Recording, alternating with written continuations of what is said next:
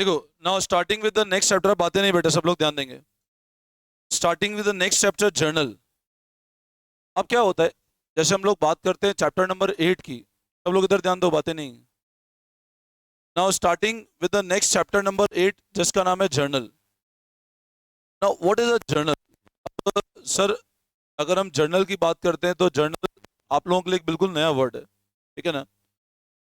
अब जर्नल का बेसिकली मतलब होता क्या है, जर्नल क्यों नेसेसिटी होती है? देखो, मैं इस जर्नल को जर्नल नहीं बोल के यूं बोलता हूँ, दिस इज जर्नल बुक।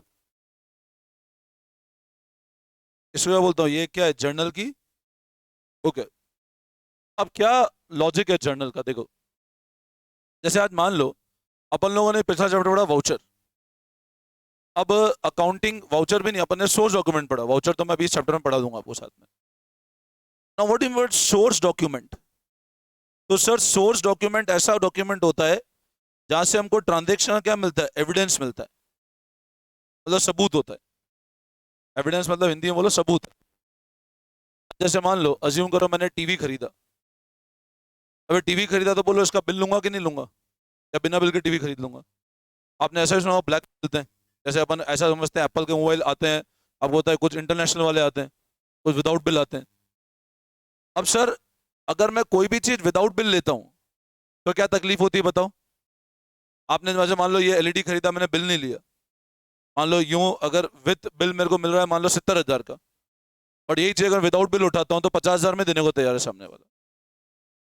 अब विद बिल में लेता हूँ तो 70 मिल रहा है, और विदाउट बिल मेरे को 50,000 में देने को तैयार है। तो मेरे को एक बात बताओ, अगर मैं इसको विदाउट बिल उठा लूँ तो क्या तकलीफ आएगी बताओ मेरे को? सर, एक तो वारंटी में दिक्कत आएगी। वारंटी कैसे मिलेगी? सबसे बड़ा दिक्कत वारंटी। आज टीवी लाइन, कल से टीवी बंद पड़ गया तो क्या करेंगे बताओ? अगर मान लो मैं टीवी खरीदा, विदाउट बिल खरीद लिया, आप बिल लेके ही नहीं आए। बिल लेके नहीं आए मतलब आपने ब्लैक में खरीदा है। और आपने अगर ब्लैक में खरीदा है और कल से मान लो टीवी खराब हो गया, तो कहाँ लेके जाओगे बताओ?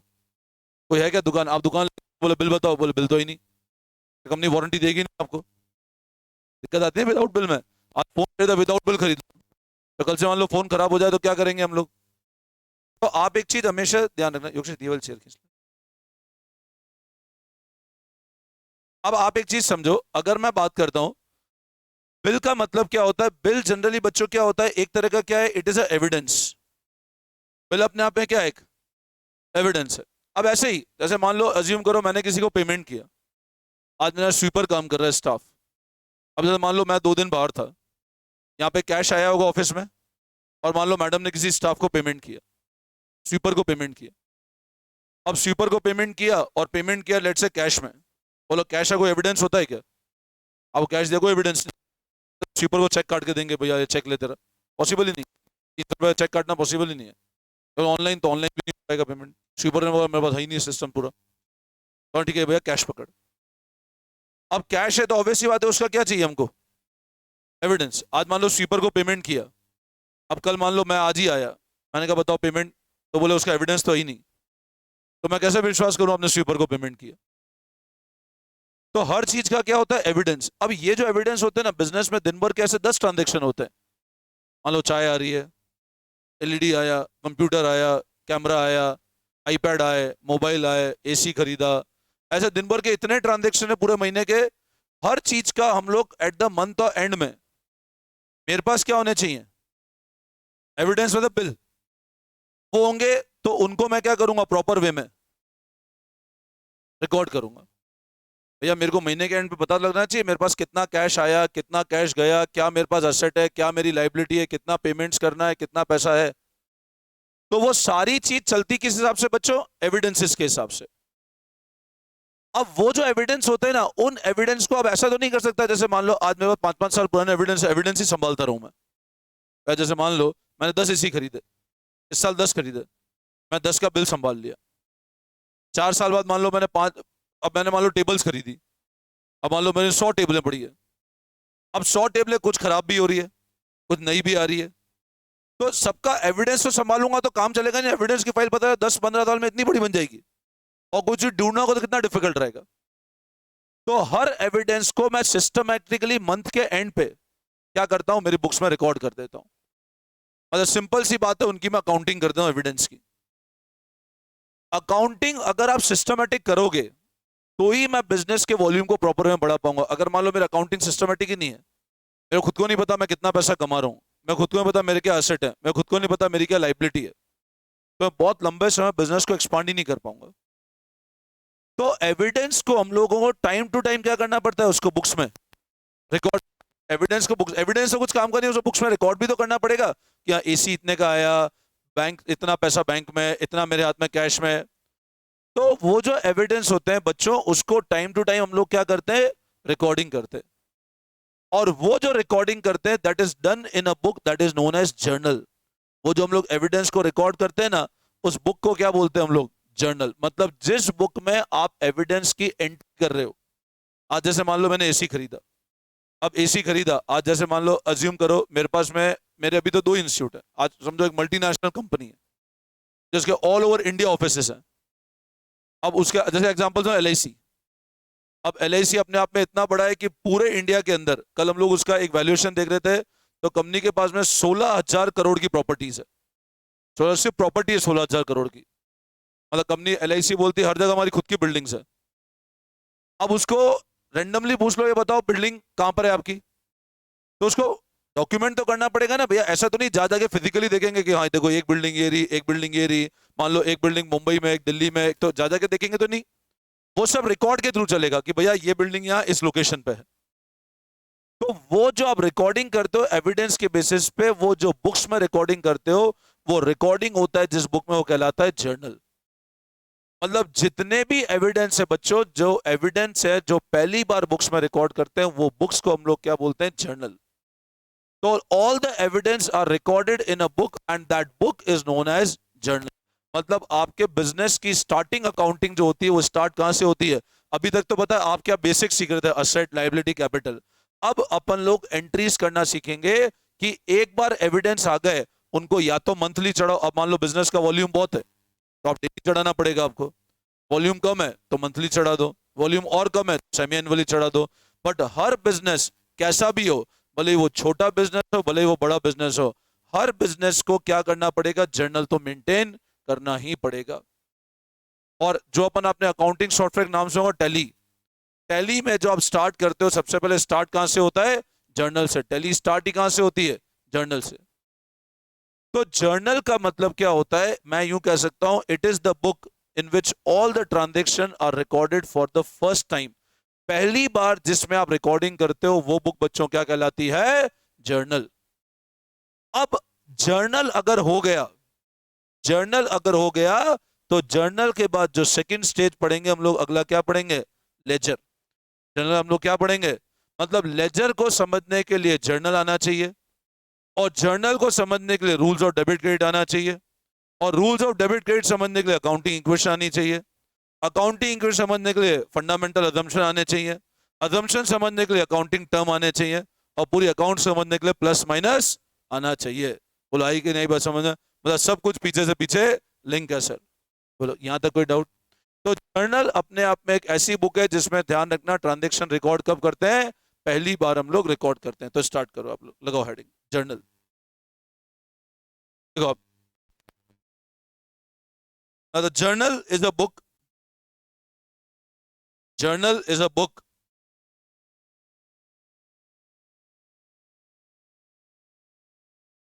in which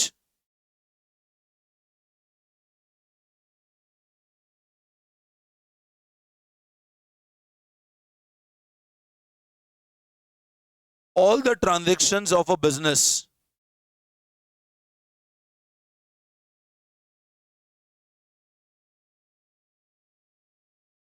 are recorded for the first time। Journal एक ऐसी बुक है जिसमें सारे बिजनेस के ट्रांजैक्शन पहली बार रिकॉर्ड होते हैं। In which all the transactions of business are recorded for the first time। It is also known as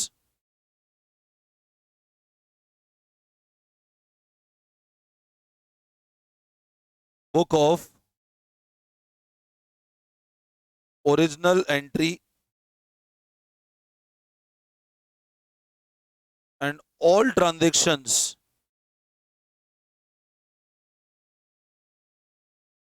are recorded in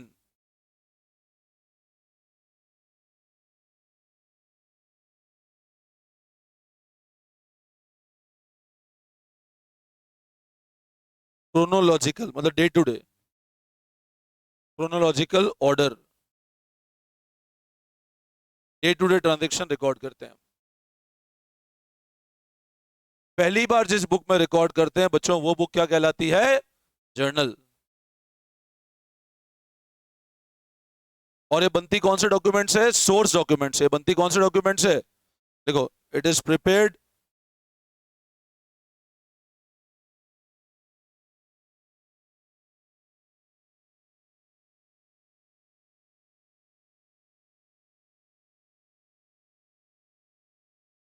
source documents, जो एविडेंस होते हैं उस हिसाब से आप जर्नल बनाओगे। जर्नल एक ऐसी बुक है जिसमें सारे ट्रांजैक्शन पहली बार रिकॉर्ड होते हैं। इसको ओरिजिनल एंट्री कहा जाता है। सारे ट्रांजैक्शन क्रोनोलॉजिकल ऑर्डर में करते हैं, प्रिपेयर करते हैं सोर्स डॉक्यूमेंट के हिसाब से। बोलो, इसमें कोई doubt? Any confusion this one? अब समझाओ।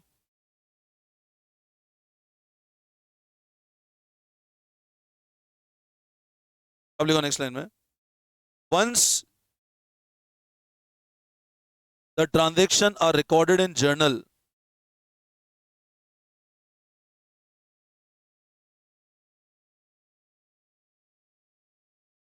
later they are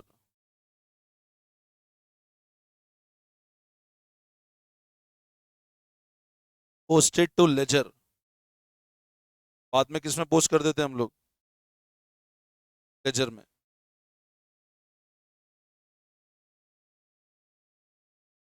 एक बार ट्रांजैक्शन रिकॉर्डिंग जर्नल में कर लो, फिर किसमें पोस्ट कर दोगे? लेजर में। अब पता है यहां पर दो चीज समझना, बताओ क्लास में ना। हाँ हाँ, अब सुनो मेरी बात। अब पता है यहां पर आप दो चीज समझना बेटा। जर्नल और लेजर का डिफरेंस क्या है? जर्नल के अंदर ये ध्यान रखना, ट्रांजैक्शन क्या किए जाते हैं, और लेजर में ट्रांजैक्शन क्या किए जाते हैं? पोस्ट। सब लोग ध्यान से सुनना। जर्नल के अंदर ट्रांजैक्शन क्या किए जाते हैं? रिकॉर्ड। आपको रिकॉर्डिंग मतलब जर्नल, पोस्टिंग मतलब कहां जाएगी? पोस्टिंग मतलब लेजर, और रिकॉर्डिंग हमेशा कहां होगी? फिर समझना, recording will always be done in journal and posting will always be done in ledger. बोलो, यहां तक कोई तकलीफ? क्लियर है? अब कोई भी जर्नल एंट्री क्या होता है और कितने तरह की जर्नल एंट्री होती है, तो लिखो next heading, types of journal entry. अब यहां पर पता है एक दो चीज बहुत अच्छे से ध्यान रखना, जो आपको काफी बार बड़े एग्जाम में एमसीक्यू में पूछी जाती है। देखो, इसमें 3 पॉइंट समझना। एक तो पहली बार रिकॉर्डिंग कौन सी बुक में होती है? पहली बार रिकॉर्डिंग कौन सी बुक में होती है? बोलो, journal. It is known as book of. अब पता है यहां पर बच्चे कंफ्यूज होते हैं, जब हम लेजर में जाएंगे ना, तो वहां क्या पढ़ेंगे? It is the principal book of account. अगर अभी जैसे आप कभी भी आगे जाके ओलंपियाड देते हो, वहां एमसीक्यू पूछा था which is the principal book, तो वो लेजर है। And which is the book of original entry? Journal. सारे ट्रांजैक्शन का रिकॉर्डिंग कौन से ऑर्डर में होता है? Chronological order. और जब हम रिकॉर्डिंग करते हैं तो किस बेसिस पे करते हैं? Source document. और वो क्या होते हैं हमारे? एविडेंस। वो क्या होते हैं आपके? That is your evidence. बोलो यस और नो? समझ आई बात? वापस समझाओ। ठीक है। अब जर्नल में ट्रांजैक्शन रिकॉर्ड किए जाते हैं, लेजर में ट्रांजैक्शन क्या किए जाते हैं? पोस्ट। लेजर में ट्रांजैक्शन क्या किए जाते हैं? मतलब posting is done in ledger and recording is done in journal. बोलो यहां तक कोई दिक्कत? ठीक है, अब लिखो next heading, types of journal entry. Types of journal entry.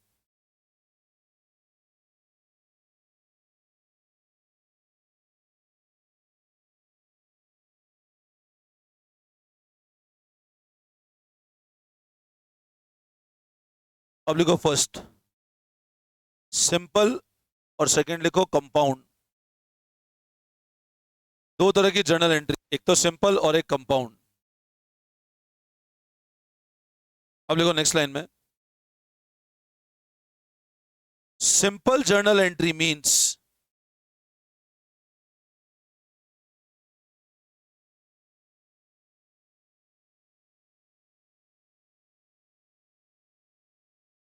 that journal entry in which there is only single debit and single credit, मतलब एक ही डेबिट और एक ही क्रेडिट हो, वो कहलाती है सिंपल जर्नल एंट्री। मतलब ऐसी जर्नल एंट्री जिसमें एक ही डेबिट और एक ही क्रेडिट है, वो कहलाती है simple journal entry. Simple journal entry मतलब जहां पे एक ही डेबिट है और एक ही क्रेडिट है। Compound journal entry means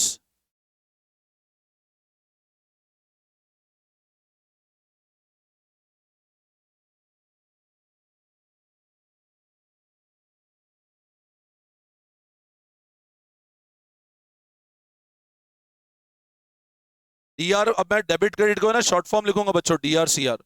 debit credit short form से लिखूंगा मैं, डीआर सी आर, है ना। सिंपल जर्नल एंट्री ऐसी जर्नल एंट्री में एक ही डेबिट एक ही क्रेडिट हो, और कंपाउंड मतलब ऐसी जिसमें एक से ज्यादा डेबिट और एक से ज्यादा क्रेडिट हो, बट टोटल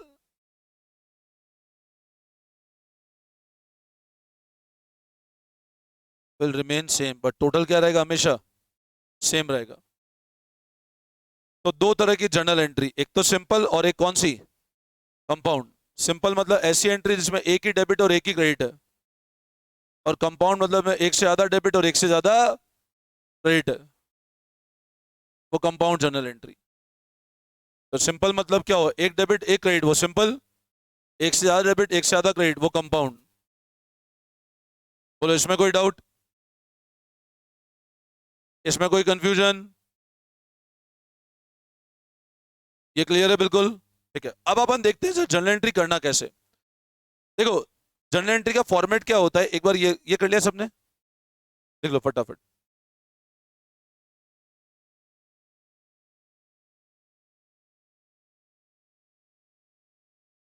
बोलो यहां तक कोई डाउट?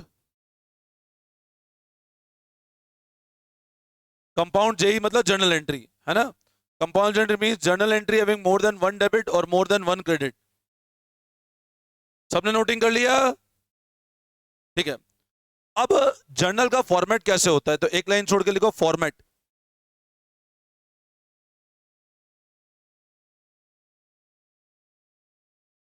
Of journal. एक कॉलम बना लो डेट,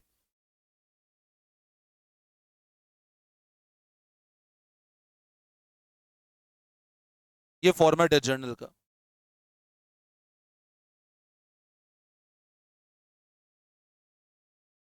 तीन चार लाइन का फॉर्मेट बनाना।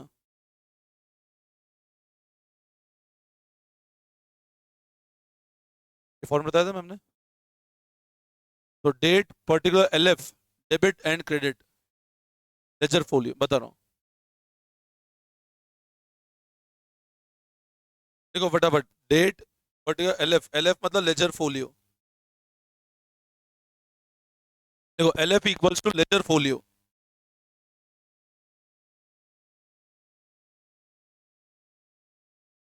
लेजर फोलियो, अब पता है एलएफ का मतलब क्या है, सब लोग बातें नहीं देते, ध्यान दो। देखो देखो ध्यान दो, बातें नहीं करो। एलएफ का मतलब लेजर फोलियो। अब ये जो लेजर फोलियो है ना, इसमें अपन जनरली जब जर्नल बनाएंगे तो एक कॉलम खाली छोड़ेंगे। प्रैक्टिकली क्या होता है इसके अंदर, वो जैसे जर्नल के बाद अपन जाते हैं लेजर पे, तो ये जो एंट्री है वो लेजर में किस पेज पर रिकॉर्ड करी, वो मतलब होता है उसका। बट अभी अपन इसको जर्नल के अंदर खाली छोड़ेंगे। प्रैक्टिकली आप जब पढ़ते हो थ्योरेटिकली काम नहीं आता ये प्रैक्टिकल काम आता है। जब टैली में एंट्री चढ़ाते हो तो यहाँ पे आपको नंबर दिख जाता है, तो लेजर में जाके चेक कर सकते हो कौन से नंबर पे एंट्री है। बट अभी for theoretical purpose you will leave this column blank. आपको सिर्फ फॉर्मेट में बनाना है, बाकी यूज नहीं करना है इसको। आई बात समझ में? अब लिखो नेक्स्ट लाइन में, every journal entry every journal entry is supported by a statement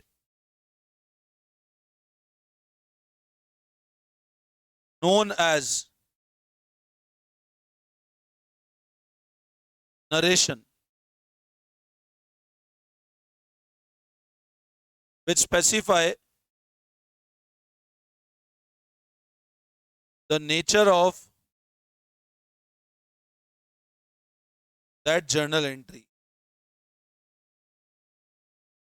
अब हर जर्नल एंट्री के अंदर एक सपोर्टिंग लगता है जिसको हम लोग क्या बोलते हैं, नरेशन. नरेशन का मतलब क्या होता है ये भी मैं समझाता हूं, देखो ध्यान से सुनना.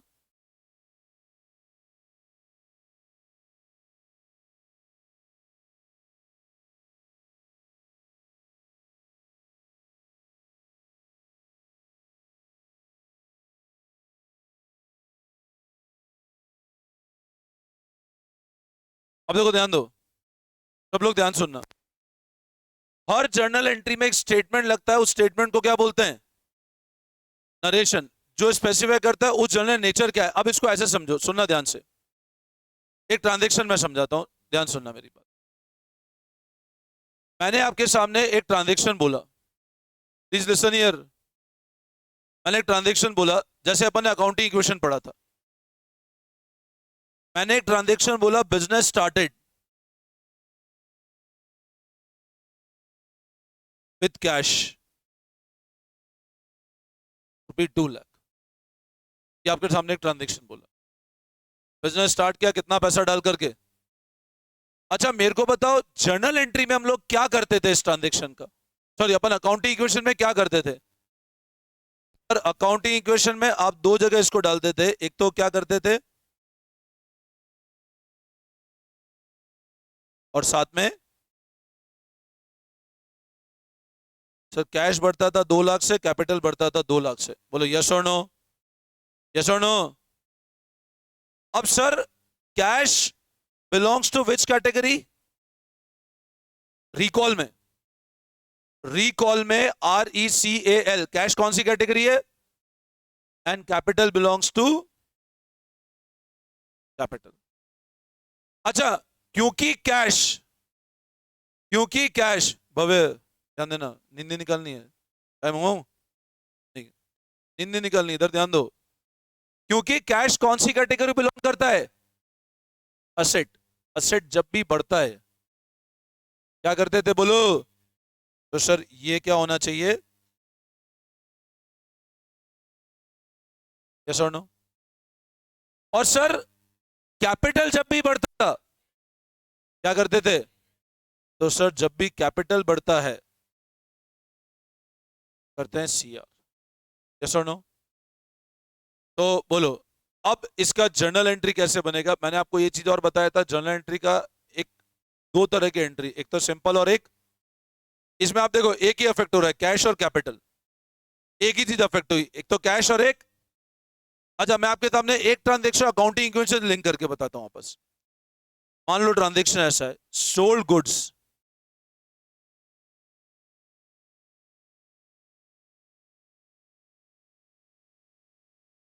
मेरे को सिर्फ बताओ अकाउंटिंग में क्या होता था.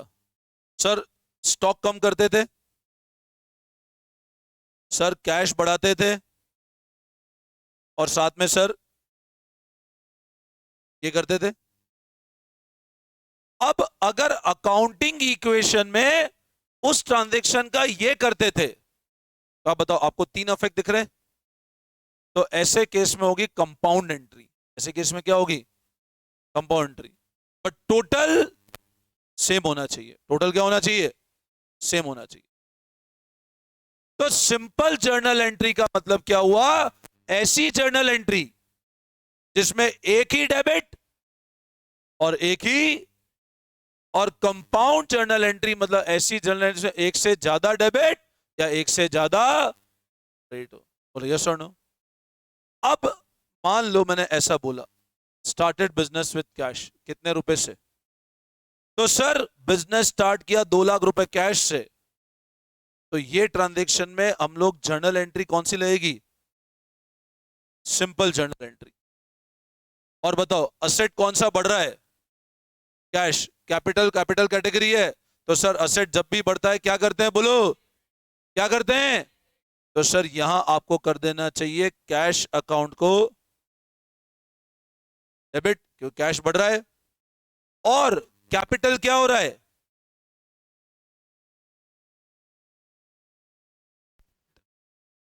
बट सर इसको लिखते कैसे हैं, तो लिखते कैसे हो समझो। हम बीच में एक क्या लगा देते हैं, कैश अकाउंट डेबिट टू, इस तरह। अब वो सारे जर्नल एंट्री लिखने का तरीका होता है, हमेशा ध्यान रखना पहले डेबिट और बाद में क्या है, credit. This is the method to write the journal entry. पहले तो डेबिट और बाद में क्या होगा।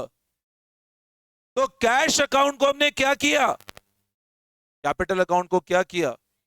अब आपको कभी ये सीआर ऐसे लिखना नहीं, ये इंप्लाइड है, टू कैपिटल मतलब वो क्रेडिट ही है।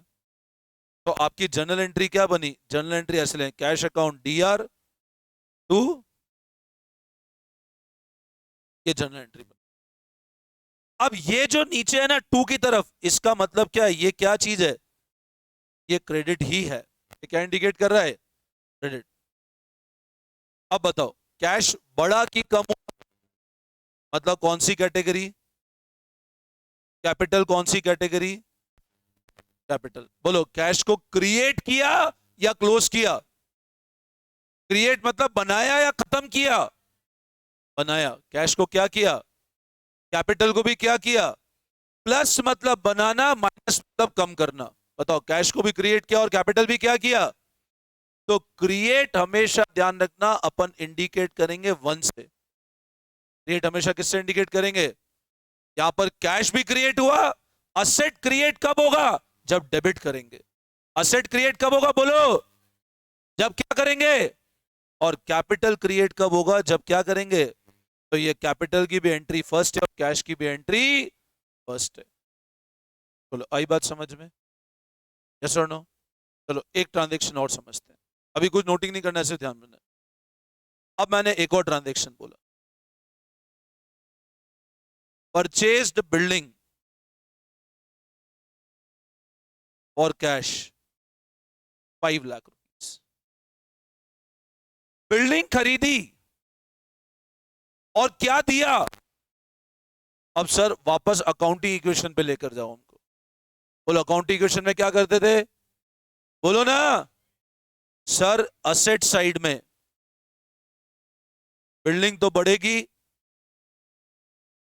और कैश क्या हो जाएगा, ऐसे ही करते थे। अब अकाउंटिंग में सबको क्लियर होना चाहिए, दुनिया भर के टेस्ट हो, गलती नहीं होनी चाहिए अकाउंटिंग इक्वेशन में। सर बिल्डिंग तो बढ़ती थी और क्या कम होता था।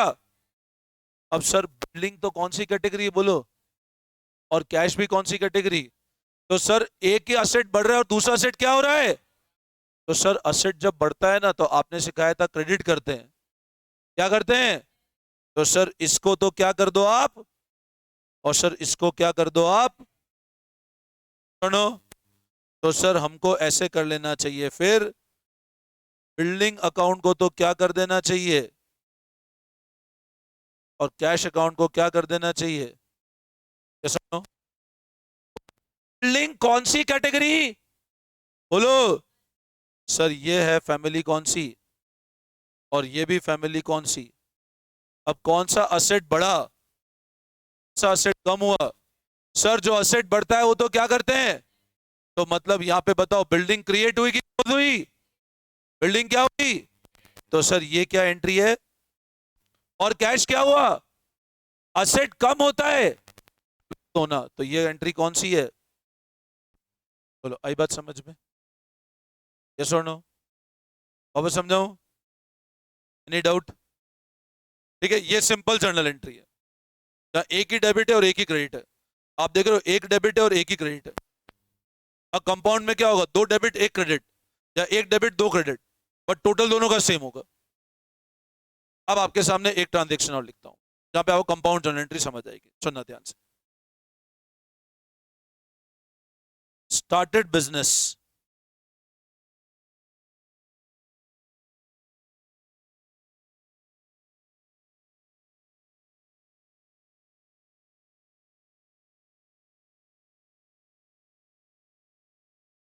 started with a cash 2 lakh, car 3 lakh and building 5 lakh.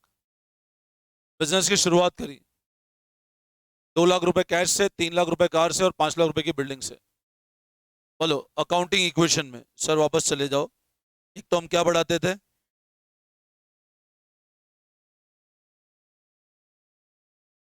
और मान लो मैंने कहा क्रेडिटर उधार भी साथ में ले आया, कुछ घर से उधार भी ले आया, साथ में लाइबिलिटी भी ले आया. क्रेडिटर 1 लाख का था, तो आप बोलोगे सर लाइबिलिटी में क्या करो, तो 2 और 3 5 और 5 10, तो बोलो कैपिटल कितना आएगा. Sir capital 1. बोलो इसमें कोई तकलीफ, इसमें कोई डाउट नहीं. अब मैं बोल रहा हूं इसका जर्नल एंट्री करो, तो सर ये तो असेट, और सर असेट जब भी बढ़ता है बोलो ना डेबिट, तो सर एक काम करो कैश को करो डेबिट. सर कार ये भी क्या कर दो, ये असेट, ये भी असेट. बिल्डिंग भी क्या कर दो, ये भी, ये भी असेट क्रिएट हुआ क्रिएट हुआ क्रिएट हुआ, दोनों 1 एंट्री. 1 2 बहुत अच्छे से समझना. देखो 1 2 पे पकड़ आ गई तो अकाउंट्स पूरा कंट्रोल में आ जाएगा पूरा ढंग से. 1 मतलब क्रिएट, 2 मतलब क्लोज. ठीक है ना. मैं आपको बुक में आपको कहीं ये दिखेगा नहीं A1 A1 A1, बट अपन लोग हमेशा A1 और LC वो रिकॉल के थ्रू चलेंगे अपन लोग, जब तक आपकी बिल्कुल अच्छी पकड़ नहीं हो जाती. एक बार आपकी पकड़ आ गई फिर वापस इसको छोड़ देना करना. बट अभी इस चैप्टर में इनिशियल आप सब लोग 1 2 और ऊपर कैटेगरी साथ में लिखते हो. चलो इतना छोटा सा लिखना है, ऐसा मैंने लिखा है, बस ऐसे नहीं करना है. आपने लिखा कैश और इधर लिख दिया A1, ऐसे नहीं करना है, इतना बड़ा नहीं, बस ऊपर छोटा सा अल्फाबेट लिख देना है आपने. अच्छा क्रेडिटर कौन सी कैटेगरी बोलो, तो क्या करना चाहिए बोलो. लाइबिलिटी जब भी बढ़ती है तो, लाइबिलिटी बढ़ती है तो सर आप एक काम करो 2 क्या करें, तो सर ये भी कैटेगरी 1 लाइबिलिटी. तो लाइबिलिटी क्रिएट की तो क्रेडिट होगी, क्रिएट होती है ना. लाइबिलिटी क्रिएट कैसे होती है, चैप्टर पढ़ा था rules of debit credit, yes और नो. और सर दोबारा आपने और क्या क्रिएट कर दिया, तो सर कैपिटल क्रिएट किया, तो वो कौन सी कैटेगरी. अब ये जो एंट्री है ना, इसको मैं कैसे लिखता हूं, 2 लाख 3 लाख 5 लाख, इधर लिखा मैंने 1 लाख और इधर लिखा मैंने 9 लाख. ये कंपाउंड जर्नल एंट्री. आप देखो टोटल सेम है दोनों तरफ का. This is known A compound journal entry. यहाँ पे 3 डेबिट है और 2 ही क्रेडिट है, बट टोटल सेम होना चाहिए. ऊपर भले ही 10 डेबिट हो और 1 क्रेडिट हो तो भी चलेगा, तो टोटल सेम होना चाहिए. या 1 डेबिट हो 10 क्रेडिट हो तो भी चलेगा. This is known as compound journal entry. इसको क्या बोलते हैं. अब आप है ना यहां पर एक पॉइंट समझना सब लोग, मेरी बात ध्यान से सुनना. ये मैंने आपको एग्जांपल दिया कंपाउंड जर्नल एंट्री का, लेकिन जब भी हम लोग कंपाउंड जर्नल एंट्री करते हैं, आपको इसमें कोई डाउट. अब मैं आपके सामने एक एंट्री लिखता हूं, मैंने अभी आपके सामने एक एंट्री लिखी, आप कैसे लिखोगे कॉपी में सुनना.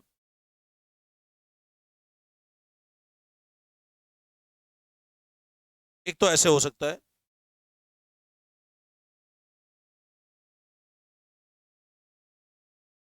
एक आप ऐसे लिख रहे हो,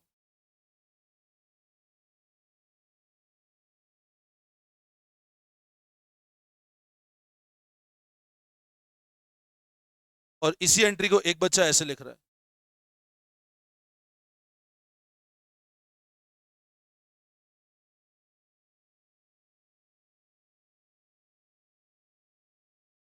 अब प्रेजेंटेशन समझना, ये गलत तरीका है प्रेजेंट. आप बिल्कुल नीचे के नीचे नहीं लिख सकते हो एक ही चीज. कैपिटल हमेशा थोड़ा, क्रेडिट साइड हमेशा इसके इसके नीचे इतनी स्पेस ब्लैंक रखोगे आप.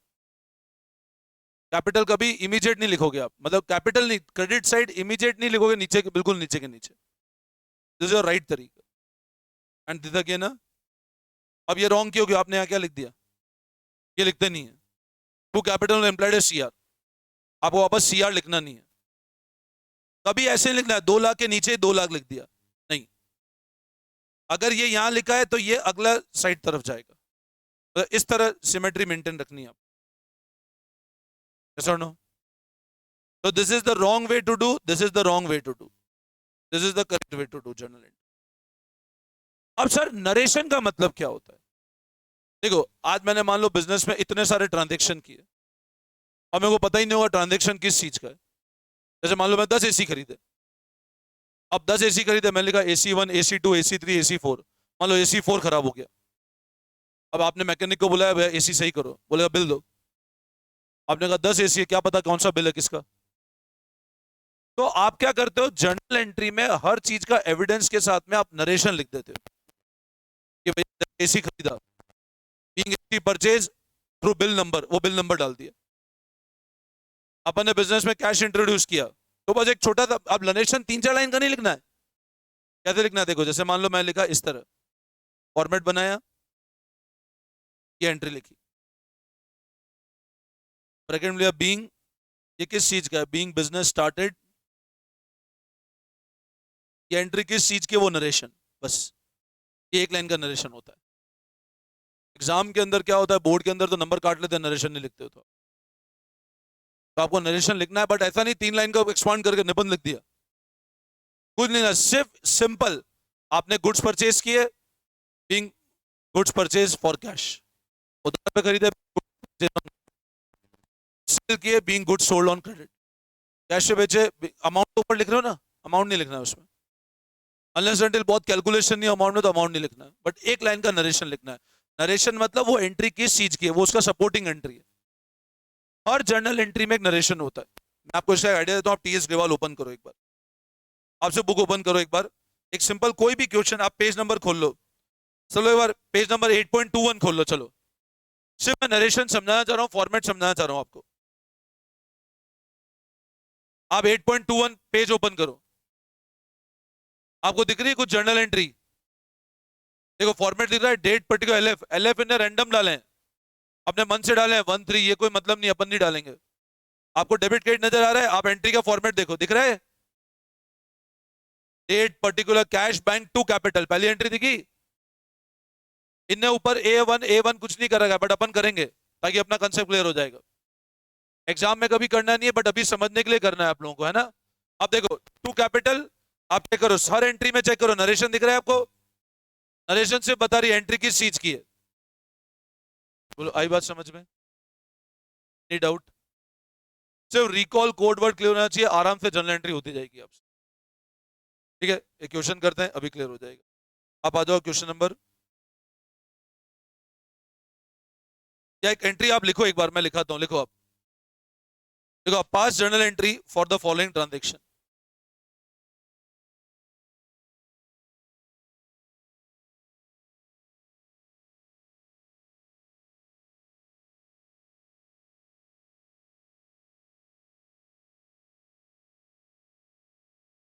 फर्स्ट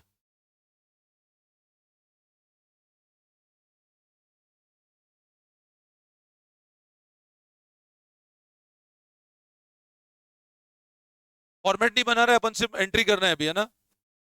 अभी मेरे को फॉर्मेट की जरूरत नहीं है, अभी सिर्फ एंट्री करवाना है मेरे को। Started business with cash ₹10 lakh, you need not draw any format right now, format upon questions करेंगे तब बनाएंगे, अभी सिर्फ एंट्री करना है मेरे को। आपको कहीं भी दिक्कत है अकाउंटिंग इक्वेशन पे चले जाओ, वहां क्या करते थे उससे आपको एंट्री क्लियर हो जाएगी। बोलो इसमें असेट बढ़ता है तो क्या करें,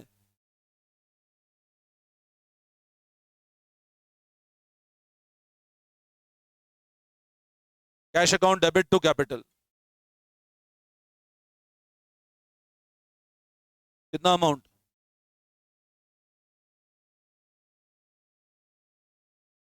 जनरेशन लिखो, being business started with cash,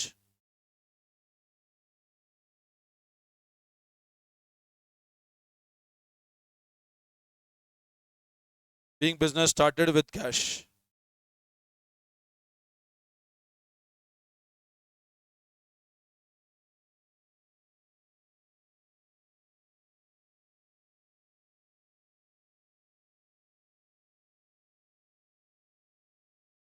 being business start cash, लिख लिया? बोलो।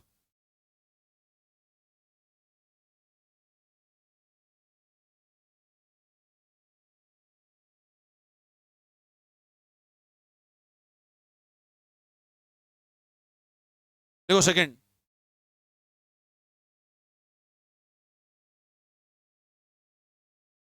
Purchase building on cash ₹5 lakh.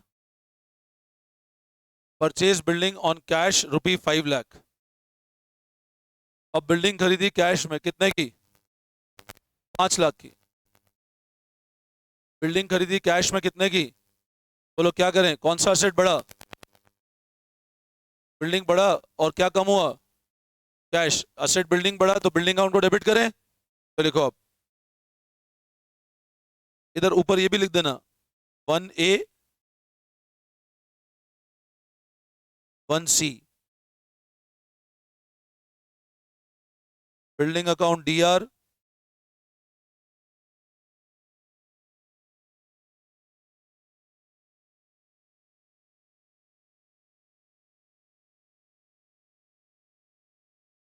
Cash second asset. Building first asset, cash second asset.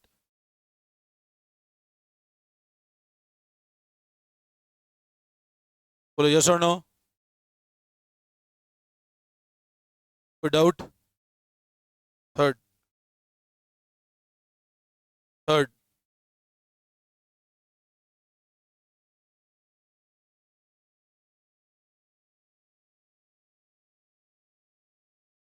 हाँ मतलब थोड़ा सा गैप होना चाहिए बीच में। और चलेगा बट अपने को बहुत ज्यादा नहीं, मतलब आप ऐसे भी नहीं करना है। आप ऐसे लिख रहे हो बिल्डिंग और यहाँ लिख रहे हो टू कैश, ऐसे भी नहीं करना है। मतलब एक, अब वो अपन ये नहीं कर सकता भाई, थोड़ा सा गैप होना चाहिए तो क्रेडिट प्रॉपर दिखता है। हाँ, बस being building purchase on cash, being building purchase for cash.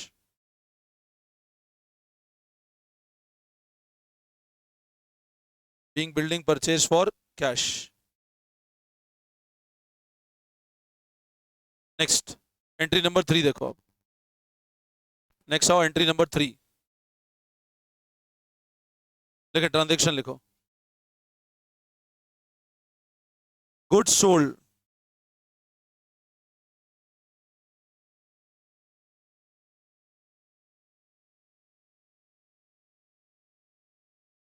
Goods sold mister A for ₹3 lakh. अब पता है यहां पर एक चीज समझना,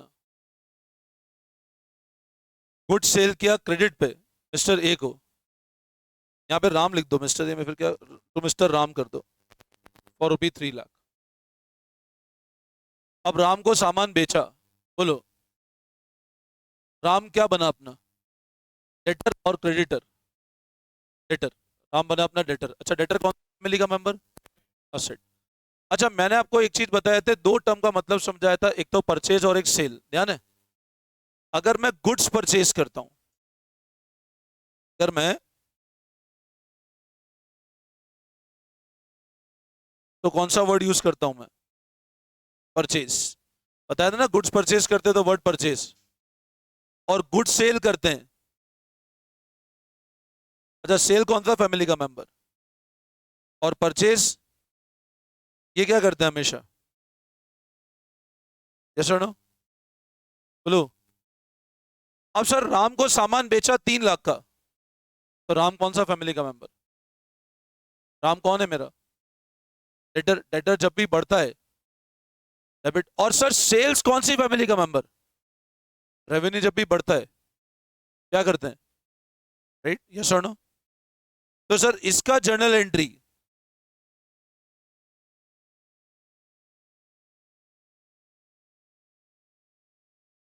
अब राम कौन सा फैमिली का मेंबर?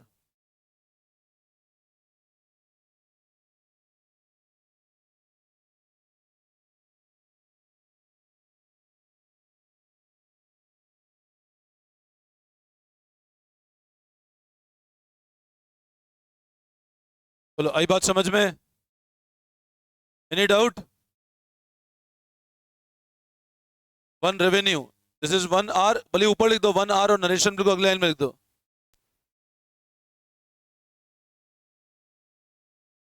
क्या बहुत सारी चीजें आएंगी सब धीरे धीरे। हाँ सब बनेगा ना। भाई मैं डायरेक्ट आगे पढ़ा दूंगा तो मेरा बेड डेप हो जाएगा, है कि नहीं? डायरेक्ट ज्यादा पढ़ा दूंगा तो भाग जाओगे, मेरा बेड डेप हो जाएगा। तो अभी ज्यादा नहीं पढ़ाना ना। बोलो समझ में आया? यस और अभी सारे केस आएंगे आगे, मतलब बहुत कॉम्प्लेक्स केसेस में जाएंगे हम लोग, अभी तो बहुत इजी स्टार्ट किया हमने। Ram account debit to sales, any doubt? अब सेल्स कौन सा फैमिली का मेंबर? और राम असेट, एक्सपेंस नहीं असेट, डेटर है ना हमारा। अच्छा अब लिखो नेक्स्ट।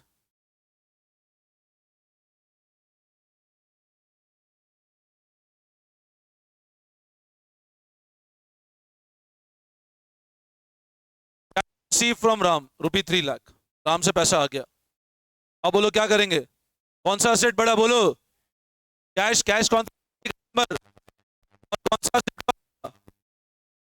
बताओ डेटर का नाम क्या था? तो राम तो कम हो गया और क्या बढ़ गया? तो सर कैश बढ़ा, तो क्या करें?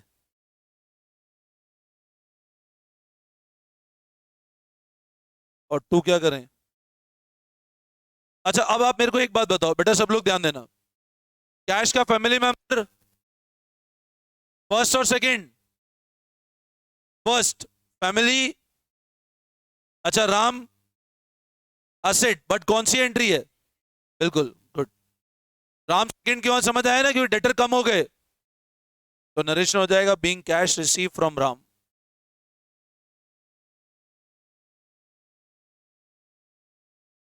सबको समझ में आ रहा है?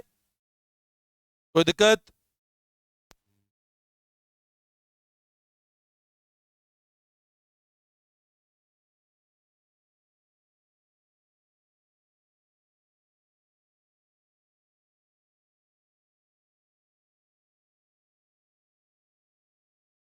अरे एग्जाम में तो जर्नल जीवन पर चलना है, एग्जाम की बात ही नहीं है ये तो। मतलब अब अपन इसलिए थोड़ा पढ़ रहे सिर्फ एग्जाम के लिए, एग्जाम में तो पास करना है, पास ही कर दूंगा। बट उससे होगा क्या, आपका जर्नल जीवन पर चलना है। जर्नल समझ नहीं आएगा, जर्नल जे मतलब जीवन, तो दोनों को लिंक समझो, है ना? तो इसलिए क्या, जर्नल को आप अगर नहीं समझोगे तो अकाउंट्स नहीं समझ पाओगे अच्छे से। अपने को ये नहीं था एग्जाम में कितना, उसमें कंसेप्ट बिल्कुल क्लियर करने हैं अपने को एक बार। देखो नेक्स्ट, देखो नेक्स्ट।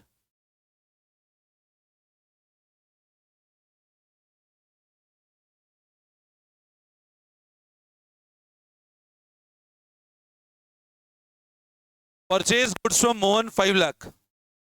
अब मोहन से सामान उधार पे खरीदा, बोलो मोहन क्या कहलाएगा?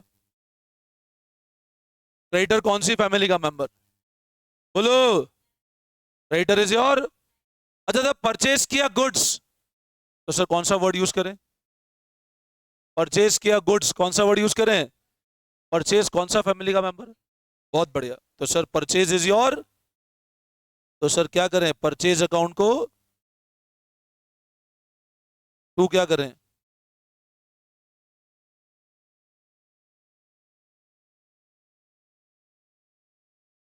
First entry expense, first entry liability. Being goods purchase from Mohan, being goods purchase from Mohan. बोलो यहां तक समझ में आया? Naresh being goods purchase from Mohan. अब आप लोग क्या करोगे आज, पेज नंबर 8.7 पे आपको कुछ एग्जांपल्स गिवन है। पेज नंबर 8.7 पे एग्जांपल है, एग्जांपल 1, 2, 3, 4 एंड 5। ये अच्छे से रीड करोगे, इसमें पूरा एक्सप्लेनेशन है। आप पढ़ोगे, एक्सप्लेनेशन पढ़ के आओगे अच्छे से, इसको रीड करके आओगे, बाकी अभी और ज्यादा होमवर्क कर नहीं पाओगे। 1, 2, 3, 4, 5 तक पूरा, 5, 6 और 7 ये पूरा एक्सप्लेनेशन ढंग से पढ़ के आओगे पूरा। 1, 2, 3, 4, 5, 6, 7, 8.7, 8.7, ठीक है? पूरा ढंग से पढ़ोगे। इसने समझा रखा ट्रेडिशनल से, आप ट्रेडिशनल भी समझना, बाकी मैं आपको मॉडर्न से ही समझाऊंगा। इसने बुक में एक्सप्लेनेशन ट्रेडिशनल देगा, बट एक बार रीड करना है इसको पूरा, पक्का पढ़ के आना, ठीक है ना। मैं पूछूंगा आपसे ट्रांजेक्शन है क्या, कॉपी में ये 1 2 3 4 5 करके आया था ना आप, वरना क्या पता ही नहीं पड़ेगा करके आया नहीं करके आया। कॉपी में कर लेना और एक्सप्लेनेशन पढ़ लेना, एक्सप्लेनेशन निकला मत, ठीक है ना। बस ये करना, फिर कल हम लोग कंटिन्यू। चलो, thank you all of you. कल से इसका डीपी मिलना चालू हो जाएगा जर्नल का आपको, ठीक है ना।